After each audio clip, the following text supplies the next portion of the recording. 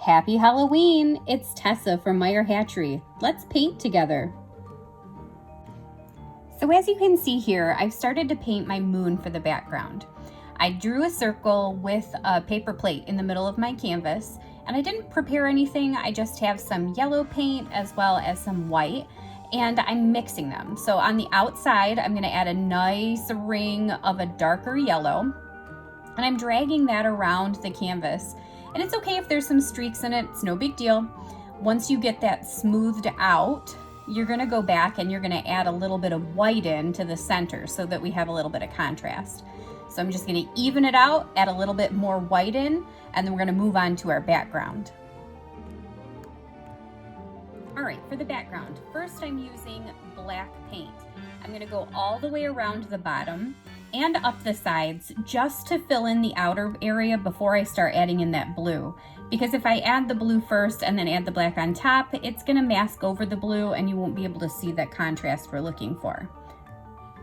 All right, now we're adding in that blue. You can see how I'm mixing it slightly in with the black, but then each time I'm refilling my paintbrush with blue so that we have that nice blue color that shows against the black. But I do want it to blend in. That's why I'm going over it a couple times. But don't go over it more than once or twice, or else you're gonna end up with a gray that you're not gonna enjoy. So once we get closer to the moon, I'm using only blue, going in a circular motion so that it's almost like a halo around that moon. We're gonna fill in and then really carefully go along the edge so that we're not going over part of our moon. All right, it's time to add in our broomstick. So we have a line that I'm just going to use a brush to make that first stroke and then go back over it and make it a little bit thicker. It's okay if it's a little crooked. This is a broomstick after all. So once I make it thick enough and add on edges to the sides, I'm going to start making the tail or the sweeping part of the broom down at the bottom. Now you can see how it's kind of a little bit spiky at the ends.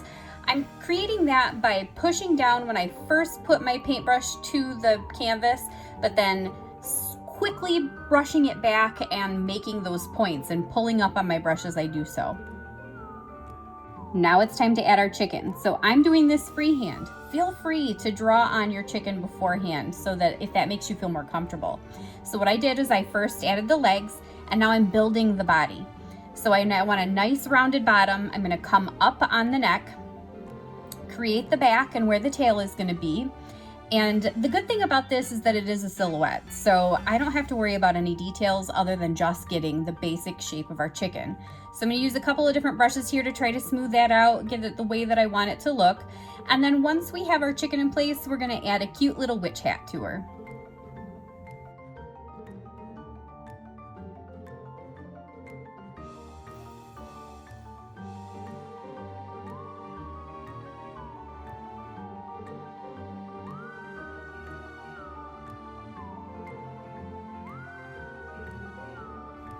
Now I'm going to be adding the background. So first I'm going to use a paintbrush to just dab some yellow in place. Each one of these is going to be a star, and we're going to base this off of Vincent van Gogh's Starry Night. So we want to create kind of a vibrating, really nice background. Add as many stars as you'd like, as close together as you'd like. This part is completely up to you. Now I'm gonna get some white on my paintbrush. I don't wanna make the little lines that go around our stars with the yellow because my background's not completely dry. So when I add the white, it's gonna mix in a little bit with that blue or that really dark blue that's mixed a little bit with the black to create a glowing feature. If we add more yellow in at this point, it's gonna create green, which is not what we're going for. So when I'm doing this, I'm going around the outside and giving it like almost eyebrows. It kind of starts to look like a flower when you just have one. So while I'm painting it, I need to be aware of how big the glow around my star is, because I need to make sure that I have room for the glow around my other stars.